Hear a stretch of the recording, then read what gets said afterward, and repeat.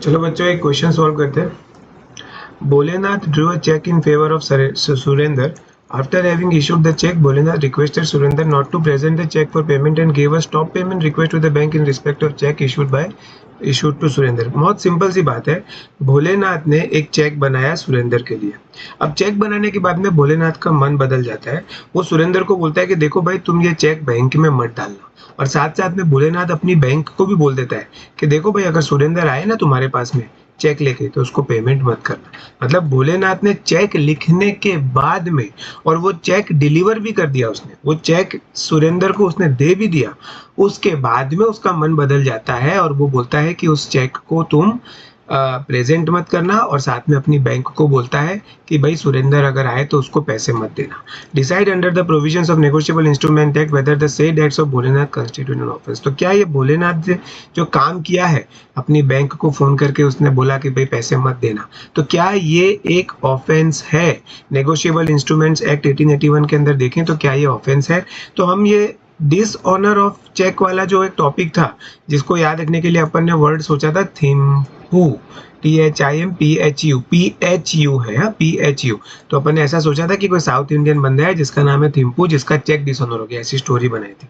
तो इसका section number कैसे बनेगा? TH मतलब कि सॉरी ये रहा, TH मतलब 1, M मतलब 3 और PH मतलब 8। Section number 138 of the negotiable instruments act जो डिसऑनर ऑफ चेक है, वो ये बोलता है कि once a cheque is issued section 138 becomes applicable.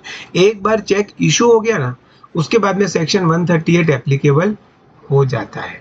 देखो ये जो पर्टिकुलर लाइन है ना, ये लाइन एज इट इज आपके चैप्टर में नहीं लिखी है, पर ये जो डिस्क्रिप्टिव क्वेश्चंस है उसमें जो क्वेश्चन नंबर 3 है उसके आंसर में ये लाइन लिखी है। तो इंस्टीट्यूट तो ये मानती है कि आपकी पूरी मॉड्यूल में कहीं पर भी ऐसा लिखा है ना, मतलब आपको समझा दिया गया है, मतलब आपको वो आना चाहिए। मतलब आप ये नहीं बोल सकते कि मॉड्यूल में चैप्टर में तो नहीं लिखा था सर, पीछे क्वेश्चन आंसर में लिखा था तो आउट ऑफ सिलेबस हो गया। नहीं नहीं, ऐसा नहीं, क्वेश्चन आंसर में भी लिखा है तो मतलब वो सिलेबस का पार्ट है। क्या बोलना चाहते हैं कि एक बार कोई चेक इशू कर दिया गया है तो फिर वो सेक्शन 138 एप्लीकेबल हो जाता है। सेक्शन 138 में क्या दिया हुआ है? वही सब बातें दी हुई है कि अगर चेक डिसऑनर हो जाता है तो पेनल्टी लगती है। पेनल्टी में अपन ने देखा था twice the amount of cheque या फिर इम्प्रिजनमेंट, वो सब बारी बातें अपन ने देखी थी। तो वो सेक्शन 138 में दिया है। एक बार चेक इशू हो जाता है तो सेक्शन 138 एप्लीकेबल हो जाता है। यानी कि यहाँ पर बी ने चेक इशू कर दिया ना, इसका मतलब सेक्शन 138 एप्लीकेबल हो गया। अब अगर उसका चेक डिसऑनर हो जाता है, उसने भाई बैंक को फोन करके बोल दिया कि पैसे मत देना, इसका मतलब क्या होगा? अब अगर सुरेंद्र बैंक के पास जाकर वो चेक डालेगा तो वो चेक तो डिसऑनर ही हो जाएगा ना, बैंक वाला तो पैसे देने नहीं वाला। तो सेक्शन 138 एप्लीकेबल हो जाएगा और बी को पनिशमेंट होगी। इसका मतलब बी ने ऑफेंस किया है ऐसा माना जाएगा। साथ ही साथ यहाँ पे अपने को सेक्शन 140 भी कोट करना है, जिसमें ऐसा लिखा है no defence available for prosecution under section 138। इसका क्या मतलब होता है? डिफेंस मतलब बचना। अगर आपके ऊपर सेक्शन 138 लग गया है ना तो आपको कोई नहीं बचा सकता। No defence available.